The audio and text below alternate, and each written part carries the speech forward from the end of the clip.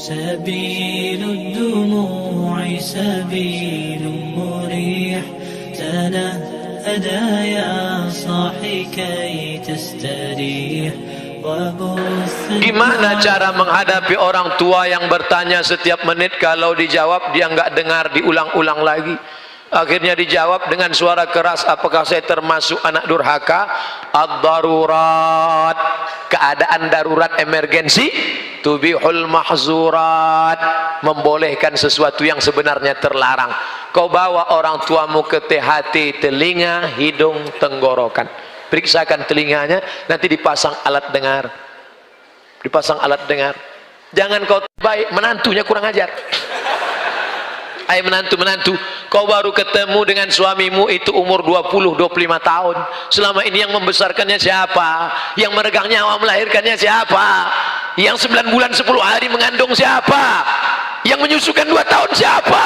Hari ini saat dia tidak bisa mendengar, membelikan alat dengarnya pun kau berhitung. Padahal kalau kau gendong dia dari Bandung sampai ke Makkah, kau bawa lagi pulang, belum tentu dapat menebus 1 tetes darahnya saat melahirkan engkau. Berapa jahitan robek dagingnya gara-gara melahirkan engkau. Bawa orang tuamu, senangkan dia, bahagiakan dia. Dosa terbesar di antara yang besar, pertama syirik, yang kedua uququl walidain. Kalau ada uang belikan, sehingga kau tidak perlu berteriak. Jangan sampai berteriak. Jangan sampai orang tuamu membawa HP ke servis HP. Nak, HP bapak ibu rusak ya? Diperiksa HP-nya nggak rusak, terus anaknya nggak ingat, dia tidak menelpon lagi. Berapa kali dia tidak jadi sholat duha karena kau kencing di kaitnya. Berapa kali dia tidak jadi tahajud karena kau menangis sampai azan subuh tiba. Di hari tua ini bahagiakan dia, belikan makanan yang enak, pakaian, bawa dia jalan-jalan. Orang Cina, saudara kita dari Tionghoa, itu sangat menghormati orang tua. Saya pergi ceramah ke Kuala Lumpur, sampai di ke mall, Ustadz hari ini kita tidak ada ceramah, jalan-jalan ke mall. Sampai ke atas saya lihat ada orang tua, satu baris orang tua, anak-anaknya menyuapkan makanan. Kenapa? Karena mereka percaya rezeki bisa dijolok, rezeki bisa ditarik dengan memuliakan orang tua. Orang tua kata dia hoki, dia percaya itu. Teorinya kita yang punya, tapi mereka yang mengamalkan. Mana baktimu pada orang tuamu? Jaga orang tuamu. Jangan sampai nanti setelah dia mati meninggal dunia, barulah engkau menangis mencakar dinding. Mama, penyesalan berakhir tak ada gunanya. Saya kalau sudah melihat ada anak menangis ketika ibunya meninggal, baru dia nangis, ini pasti nyesal karena tak berbakti. Mau saya antukkan aja kepalanya. Dulu waktu dia sehat, waktu dia hidup, kenapa kau biarkan? Sekarang setelah datang orang tua mau minjam uang 50.000 untuk buka puasa. Nah, pinjam 50.000, mama mau beli makan buka puasa. Sebentar ya ma, kutanya istriku dulu. Tak ada gunanya kau jantan gagah perkasa, tak ada gunanya. Ini kalian yang sebelum nikah masih lajang, katakan dulu, do you marry me? Sudikah engkau menikah dengan aku? Mau jawab mau aja atau mau banget ya? Tapi engkau akan menjadi to be a second woman. Kau akan menjadi perempuan kedua. Yang pertama siapa? I love my mom. Aku milik suamiku, tapi suamiku milik ibunya. Karena surga di bawah telapak kaki ibu, walaupun kakinya kesemutan. Saya ingin bertanya Pak Ustadz, bagaimana jika kalau sudah janji menikahi seorang akhwat, namun jangka waktu berjalan, semakin saya lihat ketidakcocokan, terutama masalah akhlak, apabila diberi bismillah, apabila dibatalkan atau bismillah dinikahi. Ada sebagian orang melihat orang kesempurnaannya. Manusia tidak akan sempurna. Man talaba akhan bil aibin baqiya bil akhin. Siapa yang mencari kawan sempurna seumur hidup tidak akan berkawan. Menikah bukan mencari kesempurnaan, tapi menutupi kekurangan. Kalau kurang-kurang dikit, ya nggak apa-apa. Yang jadi masalah itu kurang manis, kurang cantik, kurang putih, kurang tinggi, kurang kaya. Kau sudah terjebak pada materialistis. Tungkahul mar'atu li arba'. Perempuan dinikahi karena 4, 5 liha, karena hartanya. Wali hasabiha, karena keturunannya. Wali jamaliha, beautiful. Wali diniha, karena agama. Ustadz, carikan saya yang ada 4-4-nya Pak Ustadz. Kalau ada 4-4-nya ngapain saya kasih ke kamu? Kau nikah karena hartanya, harta akan binasa. Kau nikah karena sukunya. Berapa banyak orang dikeluarkan karena melanggar pantangan suku. Kau nikahi karena bentuk rupanya. Perempuan adalah bunga. Bunga kuntum, mekar, harum, semerbak, cantik dan indah. Setelah itu dia akan kuning, layu dan mati. Bunga yang tak layu hanya bunga plastik. Banyak sekarang perempuan ingin tidak layu, maka wajahnya plastik semua. Hidung plastik, pipi plastik, dagu plastik, alis plastik, bulu mata plastik, lentik plastik. Ada orang bakar sampah layu. Oleh sebab itu maka nikahilah dia karena akhlaknya. Ketika kau melihat rasanya kau tidak sanggup, engkau bekerja direktur BUMN, mengurus negara, mengurus kampus. Kalau kau dapat perempuan yang baik, tugasmu cuma satu. Tapi kalau kau dapat yang tidak baik, tugasmu jadi dua. Kampus lagi, rumah lagi, negara lagi, rumah lagi. Akhirnya ribet, semua tidak terurus. Maka menurut saya Pak Ustadz ini tidak cocok, tidak layak. Akhirnya saya cari yang lain. Enggak apa-apa, pertunangan tidak semestinya menjadi pernikahan. Pertunangan itu bagian dari pengenalan. Kenalan enggak perlu lama-lama. Syuaib punya anak gadis cantik, menikah dengan Musa.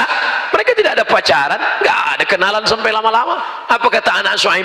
Inna khaira man ista'jartal qawiyul amin.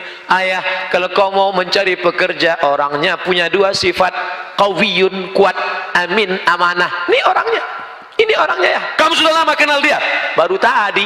Dari mana kamu tahu dia kuat? Saya ngantri mau ngambil air. Sumur itu tertutup batu besar, bergelinding dari atas bukit, tertutup pintu. 30 orang menggeser sub, tidak ada yang bisa. Tiba-tiba datang sesosok Musa, dia geser sendiri, terbuka. Lalu apa kata orang kampung? Musa, silakan ambil air. Musa melihat ada perempuan di belakang antrian, ladies first. Akhirnya perempuan itu mengambil air. Tentu kalau sudah tertanam budi, pisang emas bawa berlayar, masak sebiji di dalam peti, hutang emas dapat dibayar, hutang budi dibawa mati. Ya, akhirnya termakan budi. Maka kalau kau mau mengambil hatinya, tanam budi dulu. Jangan bertanam tebu di tepi bibir, cuman lipstick ngomong manis aja. Nanti ku bawa liburan ke sana, akan makan ini. Sekarang nggak ada. Musa tidak begitu. Kesan pertama begitu menggoda. Dia dorong itu batu, akhirnya orang bisa ngambil air. Dan perempuan itu bisa. Dari mana kau tahu ini orang kuat? Karena aku melihat dia, ayah, mendorong. Dan ini orangnya amanah, ya. Dari mana kau tahu dia amanah? Tadi saat kami berjalan, aku di depan, dia di belakang. Bertiup angin kencang. Zaman dulu perempuan kalau bertiup angin kencang, nampak lekuk tubuhnya. Dan Musa menundukkan pandangan berkata, perempuan kau di belakang, aku yang di depan. Perempuan zaman dulu begitu, angin bertiup baru nampak lekuk tubuhnya. Yang sekarang nggak ada angin pun kelihatan. Akhirnya mereka sampai ke tujuan. Syuaib berkata, dari mana kamu tahu Musa ini orangnya kuat dan amanah? Dia kuat karena sekali dorong, dan dia amanah karena dia tidak mau aku di depan karena nampak lekuk tubuhku. Berapa lama mereka berkenalan? Hanya dari sumur ke rumah. Engkau kenalan sama dia sudah berapa lama? Sudah 2 tahun, habis cap jempol semua dari ujung rambut sampai ujung kaki. Pacaran-pacaran omong kosong, bohong. Ketika pacaran ya hati-hati ya, awas jatuh. Begitu sudah menikah, mana mata kau tadi? Maka kalian yang soleha-soleha tidak perlu jauh mencari laki-laki yang soleh. Di mana mereka? Di bawah ini mereka. Kalian pantau dari atas, lihat baik-baik. Yang bawah tak perlu melihat ke atas, karena mereka yang akan memilih kalian. Dilihatnya dari bawah. Enak nanti kalian ceritanya. Anak kalian pun enak cerita. Papa. Gimana kenal sama mama dulu? Dulu ada tablik akbar di Masjid UPI. Siapa yang ceramah? Ustaz Abdul Somad. Mana Ustaz itu sekarang? Udah mati dimakan cacing. Terus gimana mama? Mama bisa kenal sama papa? Mama sudah ngelihat dari atas. Terus pas turun ke bawah, aku tidak mencari engkau, kau tidak mencari aku. Allah mempertemukan kita. Gimana bisa ketemu? Sama-sama nyari sendal di tempat rak yang sama. Pas lagi nunduk, kepala mama naik kepala. Pas naik ke atas,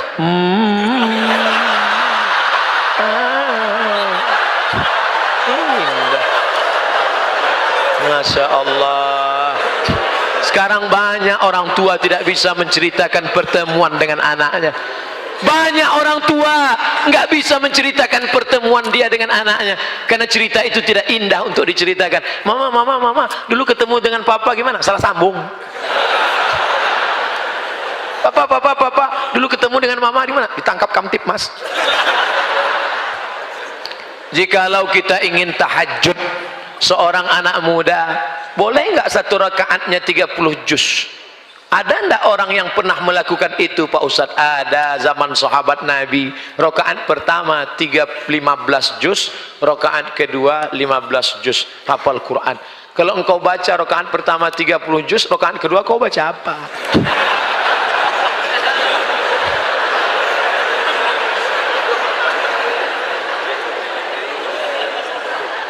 Gimana sholat sunat bisa 15 juz gimana?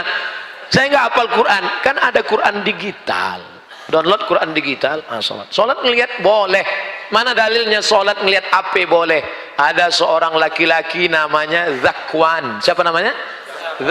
Bukan za, pakai zal. Letakkan ujung lidah di gigi atas. Zakwan. Ada za, ada za, ada ja, ada lo. Jadi jangan sama. Ini nanti ijazah. Namanya Zakwan. Zakwan jadi imam dan dia melihat mushaf. Itu dalil boleh sholat melihat mushaf. Maka nanti lihat. Tapi letak kantong, jangan terlalu banyak gerakan. Letak sini. Yang letaknya di belakang, tersepit pula. Masuk. Ghairil maghdubi 'alaihim waladdallin. Amin. Bismillahirrahmanirrahim. Alif lam mim. Dzalikal kitabu la raiba fihi hudal lil muttaqin. Tapi HP-nya dinonaktifkan. Ya nanti ada masuk. Ya sebentar.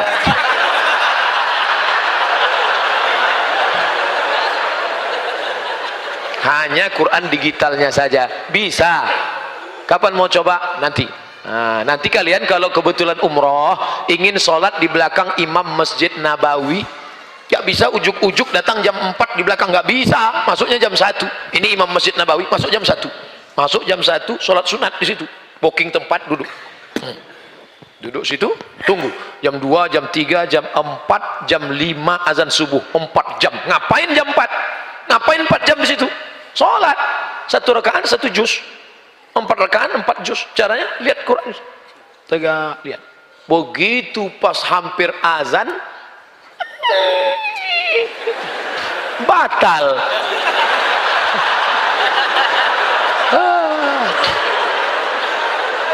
Coba lagi besok malam. Enggak ada yang sia-sia. Bacaan Quranmu dalam masjid itu bernilai i'tikaf insyaallah. Amin.